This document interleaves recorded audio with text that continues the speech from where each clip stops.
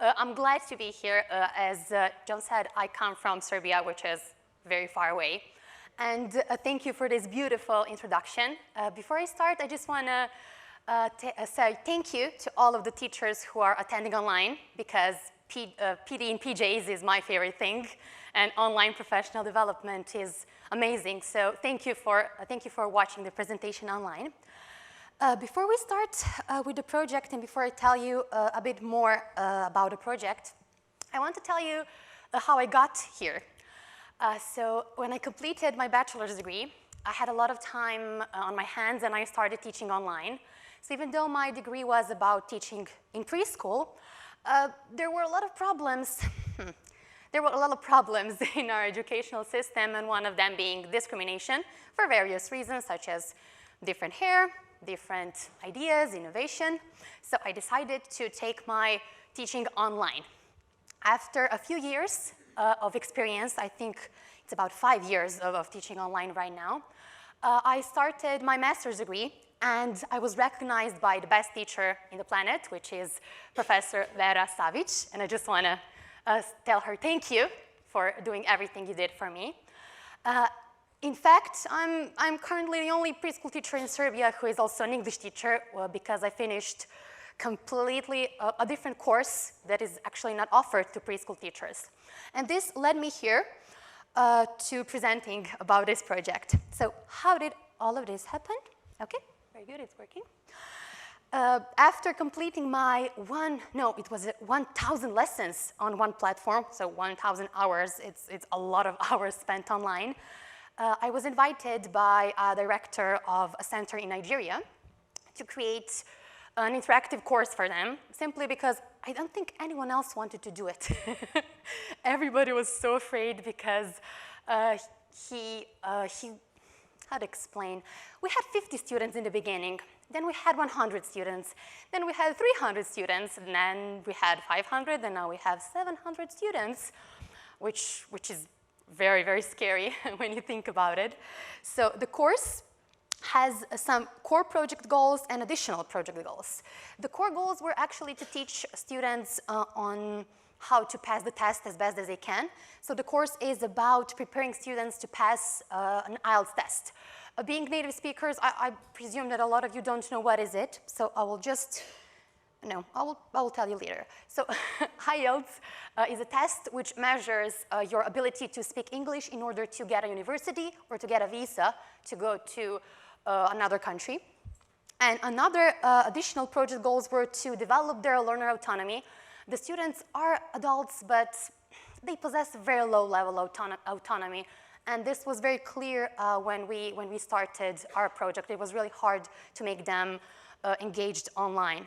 And another thing is developing their 21st century skills. So all of them are university educated students, most of them, and they just wanted to go to pursue their master's degree or to work abroad. And this is why they attended the course. So it's a little bit different than teaching in a brick and mortar classroom, because these students can choose whether they want to be there or not. So I think the engagement was crucial for their presence. The project consists of distance learning, which all of you here who are present can think about it as blended learning, because you're probably not going to use distance learning. Blended learning is connected to learner engagement, and learner engagement ultimately brings us to learner autonomy, so the ability to learn by yourself. If we continue, I would like to click on it. Yeah. Okay. So since I'm the first presenter in this part of the conference, I will quickly say what is blended learning. So blended learning is basically, as you say in the blender, blends online and in-person teaching. To do this, you have to empower online interaction. And most of all, the most important part is to reorganize and redesign your curriculum. I know that this sounds so terrifying, because all of you have to cover your syllabus, you have to follow the curriculum, you have so many goals and objectives, especially in the USA. I think you have a lot of changes right now in the educational system. But you will see that this doesn't have to be a lot of work. It doesn't have to be so hard. So the easiest way to do this is to try to transform in a way from content expert to a moderator. So let your students do the work because you don't have to do it by yourself. So you don't have to burn out to create this course for them. You can definitely use their help. Now, the most important part of blended learning is that your students can learn wherever they want, at their free time, at their own pace. The content is present 24 hours a day, so you don't have to do anything. Once the content is created, you just need to guide them on using it. This is very important. Now, as I said, I will explain how is the course organized and later give you some practical activities on how to use it, how to develop such a course by yourself. As I said, IELTS is short for International English Language Testing System. It is one of the standardized tests of English language proficiency, such as TOEFL or TOEIC in Japan.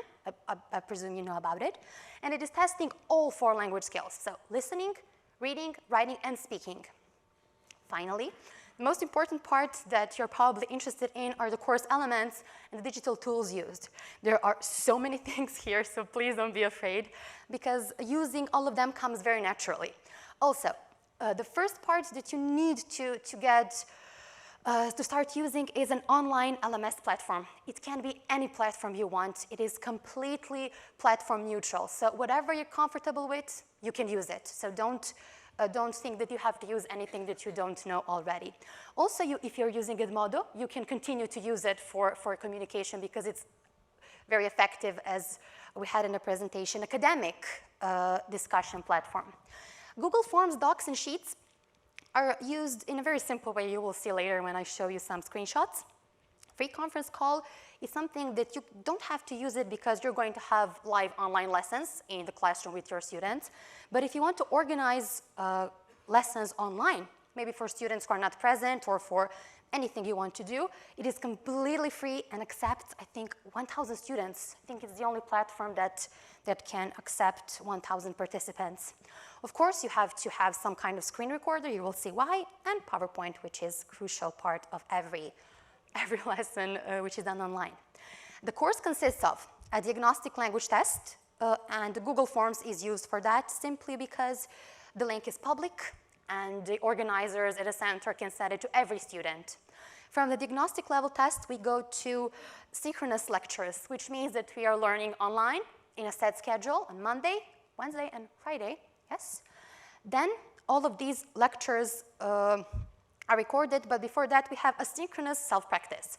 When it comes to listening, I've created a lot of tests. You will see some screenshots later.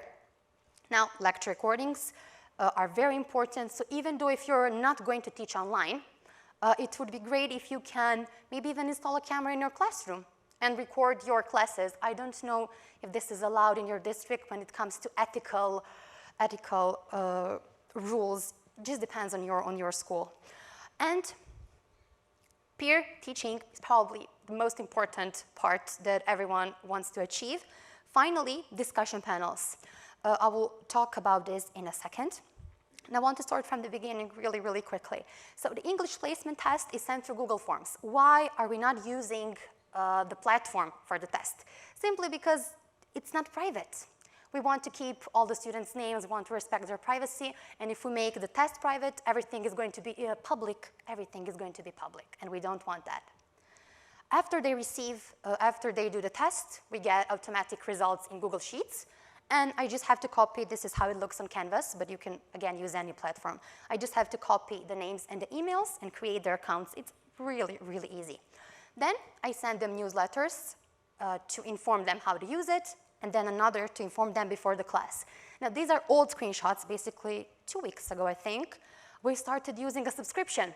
So you can use a subscription service like MailerLite or MailChimp to send very fun and designed invitations to your students. But since you're going to use this in your brick and mortar classroom, you don't need this. Again, I already explained what is PreConference Call.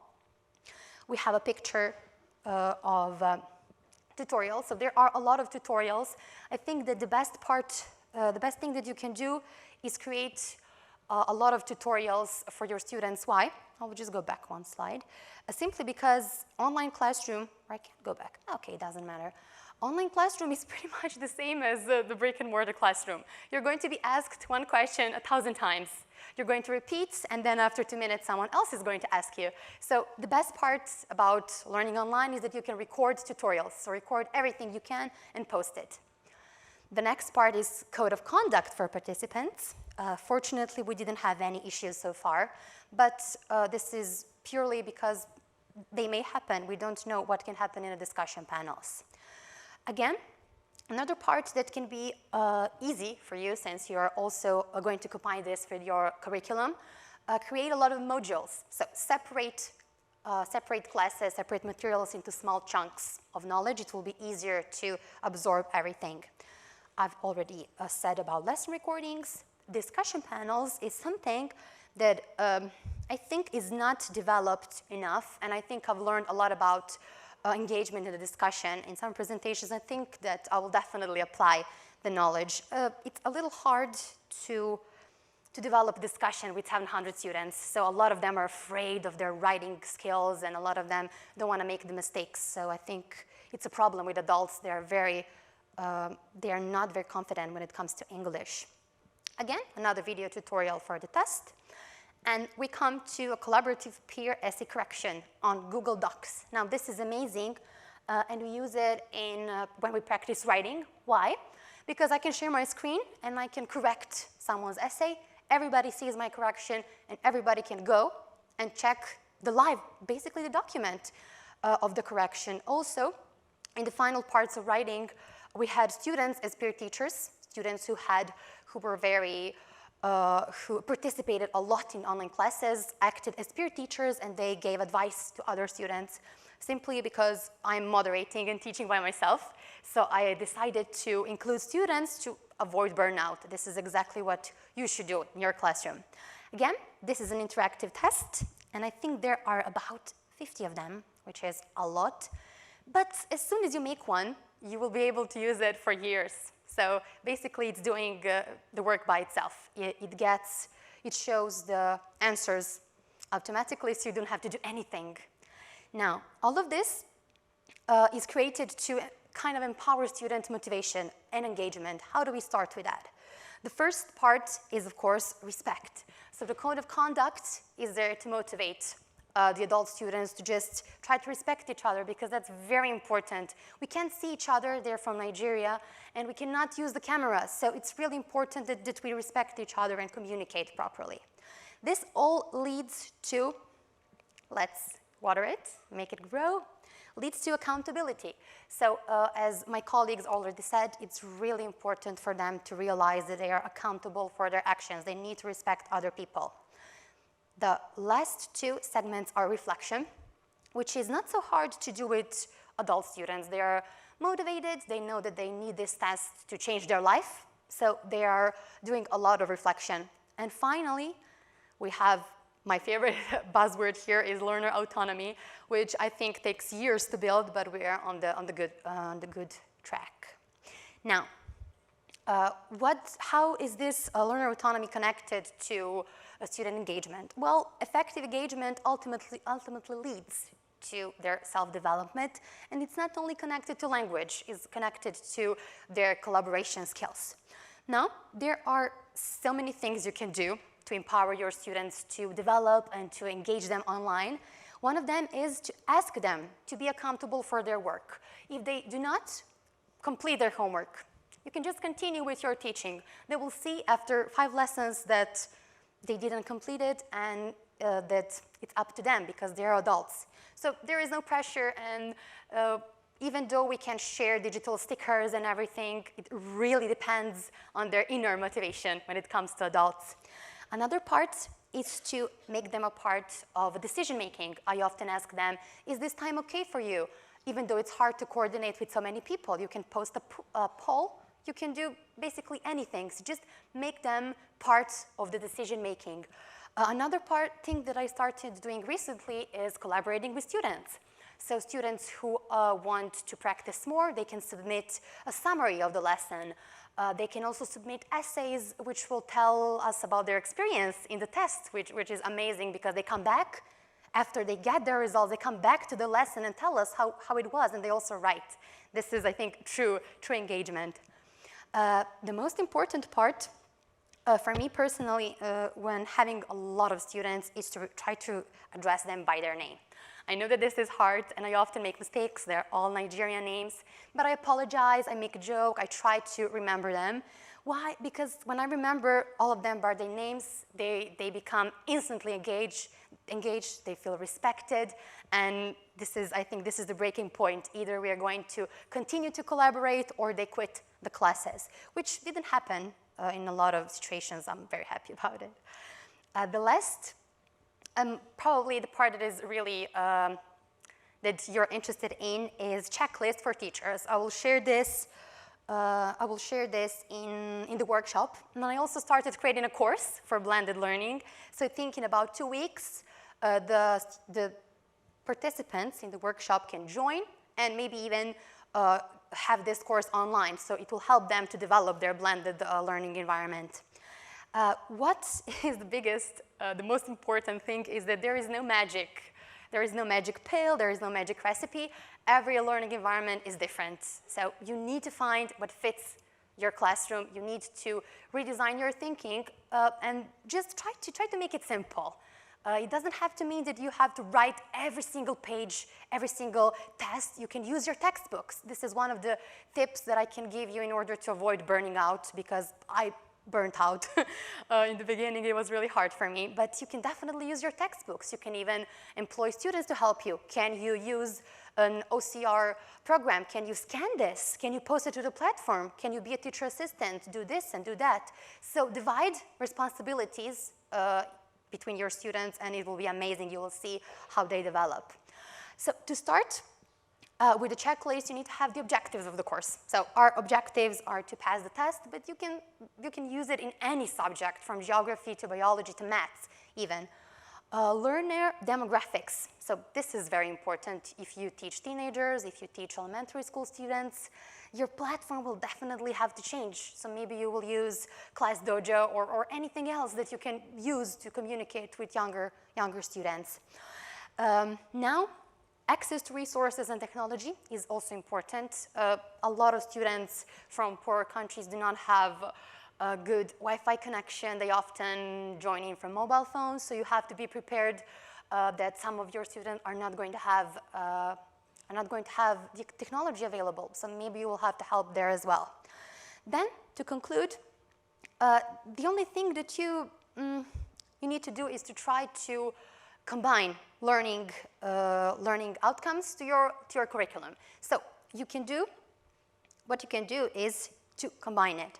You have some things that you can do online and some things that you can do in person. So building a team spirit is definitely done in person. I have to do it online, but you should definitely use your real classroom as if team building. Cultural learning and interaction also, in my case, happens online, but I think it's really important that you use your classroom for this. In-person discussions, which continue online, are a great way to engage students into continuing to communicate with you. Explaining the use of the platform can be done online, can be done in person, and then you continue with a tutorial online. What else is very important here? I'm sorry, I can't see anything. Frontal teaching is usually done in the classroom, but if you can avoid it, it would be great. So you can also use, thank you very much. You can also use the in-person classroom to, you can use the course when you teach in your classroom. This also makes it very interactive, because you can, if you have a projector, or even you can make it, you can go DIY, it doesn't matter. You can use the course for interactive presenting. Post-classroom follow-up is probably the most important thing that you can do. I think a lot of educators mentioned that they do that. And I would say that automatic homework and task correction is a big plus, because I know that everyone has so many things to do. So I think this is amazing. Now, we're going to go to finish off We already know what are the benefits of blended learning. It is really obvious, but I just want to repeat some of them. So effective use of class time is very important because then basically in this course, I have a combination of flipped learning and blended learning. So the students are doing some classes, some things before the class, and then they come prepared, which is very good because we don't have to waste time. It is available 24 hours a day. I think this is also very important. Collaboration, use of lesson recordings, especially if you have some students who are sick, who cannot attend for various reasons. I think that definitely this is a very good asset in your classroom. 21st century skills, of course, the 4 C's are obvious. The most important benefit is improved engagement and motivation. So they know that the lesson will be online at a certain time. They know that if they miss it, they're still not losing any of the content. So I think this motivates them to keep learning together. Major concerns, I will go quickly through them because I know that a lot of you have these questions. How to find time for small group instruction? Well, in the beginning, you will have to spend a little bit of your time until you figure out how to do it. But after a month or two, you're not even going to notice that you have a blended learning environment. So it's hard only in the beginning. How do you break up a big block? So as I said, create a lot of small modules. Try to separate. So every class should have a module with separate tasks that should make everything easy for students who are not there. How to motivate them? Well, as everyone said already today, we have to engage with students. We have to show them our affection, and we have to be there for them. For adult online students, offering certificate, recommendations even that can put in their CV, little digital badges are an amazing thing to motivate them. How to ensure that they respect each other? Well, simply you have to moderate. You have to moderate the discussions. If you see that there are too many comments, you can ask someone to help you. So just divide the burden. It doesn't have to be only you. You can collaborate with your colleagues. How to manage increased teacher workload. This is one of the hardest things for me. So as I said, try to use your textbooks to begin with. You do not have to create full original content. To finish off, can't finish? No, sorry, wrong button. How to use data to create groups. The good part about all of the LMS platforms is that you have all of the results, all of the activities on the teacher side. You can use this and you can see, oh, the students like this quiz. Well, I can create more quizzes like that. The students didn't even read this page. They spent like, 30 seconds on this. I will not create this anymore. I don't want to lose my time. So data on the teacher side of the platform will show you what to do next. Basically, it's going to develop by itself when you start. To finish off, I quickly want to say what are the aspects of blended learning. Blended learning combines face-to-face lessons, combines online learning, combines peer-to-peer coaching, combines digital integration, uses a virtual learning platform, whatever you want to use, and finally, focuses on mastery. So you focus on mastering certain skills, focus on mastering anything that is your goal of the curriculum. I think that would be it. Oh, of course, it's time efficient. How to say yes, and learner autonomy. To conclude, since I'm out of time, I left a lot of references here to people who are new and who maybe don't know a lot about blended learning. There are 2 full pages of references in case you want to continue and develop by yourself. So thank you very much for having me here, and I wish you all the best in your classrooms.